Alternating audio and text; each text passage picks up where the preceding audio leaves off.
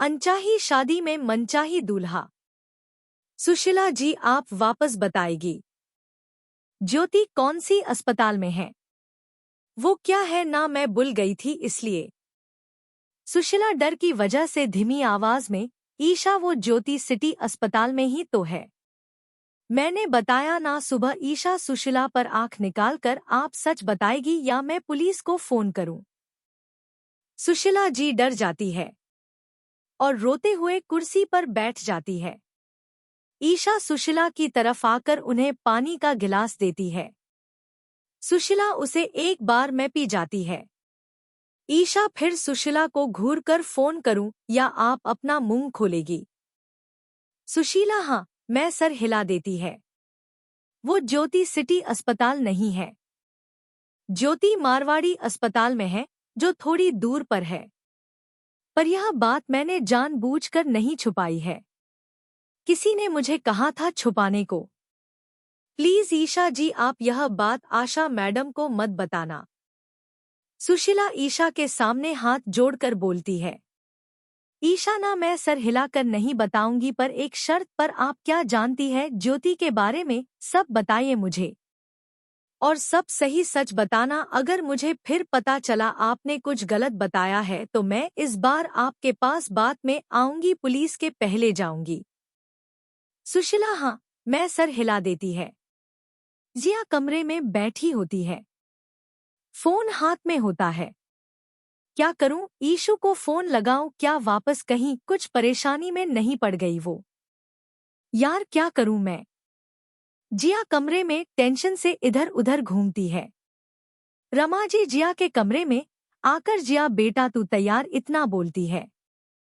जिया को देखकर, यह क्या जिया तू अभी तक तैयार नहीं हुई? बेटा पार्टी में थोड़ा ही समय बचा है, चल तुझे मैं तैयार करती हूँ।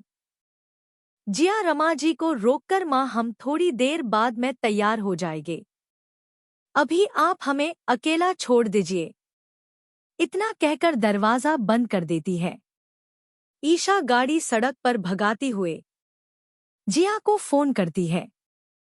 जिया ईशा को फोन देखकर खुश होकर फोन उठाती है और सवाल की लिस्ट खड़ी कर देती है। हेलो ईशु, तू ठीक है ना? तू कहाँ पर है? क्या कर रही है अभी? देख क्या बात है मुझे बता, और तू कब आएगी घर पर? जिया मुझे कुछ बोलने देगी। जिया आज मैं कब आऊंगी, कितनी देर में आऊंगी, इसका कोई पता नहीं है। जिया तुझे नहीं पता है, आज मैंने एक और ईशु बनता देखा। जिया पर मैं उसे इंसाफ दिलाकर रहेगू। ईशु तू यह क्या बोल रही है? मुझे कुछ समझ नहीं आ रहा है। ईशु तू अभी कहाँ पर है? ईशु मैं भी वहीं आती हूँ। जिया मैं जहाँ जा रही हूँ वो तेरे लिए सही जगह नहीं है, समझ? आगे जो होगा मुझे ही देखना है। मैंने बस इसलिए फोन किया माँ, या किसी को मत बताना कि मैं कहाँ हूँ और कहाँ जा रही हूँ। प्लीज जिया तुझे मेरी सहायता करनी होगी। इतना कहकर ईशा फोन रख देती है। जिया ईशा का फोन काटने पर परेशान हो जाती है और वहीं पलंग पर बैठ जाती है। जिया की आंख से लगातार आंसू बह रहे होते हैं। रमा जी फिर जिया के कमरे में आती है। जिया उनकी आवाज सुनकर आंसू को पोंछ लेती है, फिर चेहरे पर मुस्कान लेकर, हाँ मम्मी क्या हुआ? रमा जी जिया के पास आकर, बेटा होटल जाने का समय हो गया है और तू अभी तक तैयार नहीं हुई? जिया अचानक रो पड़ती है। जिया को रोता देखकर रमा जी डर जाती है। जिया रोते हुए पलंग पर बैठ जाती है। रमा जी उसके पास बैठकर, जिया बेटा क्या हुआ, आप रो क्यों रहे हो? किसी ने कुछ कहा क्या आपको? जिया ईशा की बात याद आती है। अरे यह क्या, मैं माँ के सामने कैसे रो सकती हूँ? अब क्या करूँ? नहीं माँ, वो मेरे सर में थोड़ा दर्द हो रहा है इसलिए रोना आ गया है। रमा जी जिया के सर पर अपना हाथ रखकर हल्का दबाती हुई, बेटा ज्यादा दर्द हो रहा है तो कोई नहीं, आज पार्टी कैंसल कर देते हैं। जिया भी यही चाहती थी।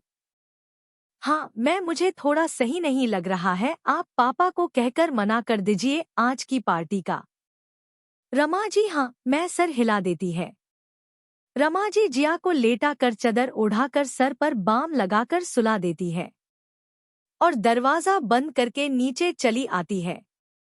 जिया दरवाजा बंद की आवाज सुनकर अपनी एक आंख खोलकर देखती है। कोई ना देखकर उठकर बैठ जाती है। फिर किसी को फोन करके हेलो मिष्टी। ईशा मारवाड़ी अस्पताल में पहुंचती है। नर्स को ज्योति के बारे में पूछती है। ज्योति तीसरी मंजिल पर चौथे नंबर रूम में थी। ईशा सीढ़ियों से भागकर ऊपर जाती है। 4 नंबर कमरे की तरफ देखती है, जहां एक आदमी खड़ा था और फोन पर बातें कर रहा था। ईशा को सुशीला की बात याद आती है। फ्लैशबैक। तो सुशीला जी रमन सर दिखते कैसे, उनका हुलिया कैसा है? सुशीला ईशा की तरफ देखकर रमन सर के हाथ में हमेशा एक काला कलर का बैड बांधा रहता है और थोड़े पतले से है, बाल घुंघराले से है। वर्तमान में ईशा उस लड़के की तरफ देखती है। हाथ में काला बैड बांधा था और बाल घुंघराले थे, पर शक्ल नहीं देख पाती है क्योंकि ईशा की तरफ उसकी पिठ होती है।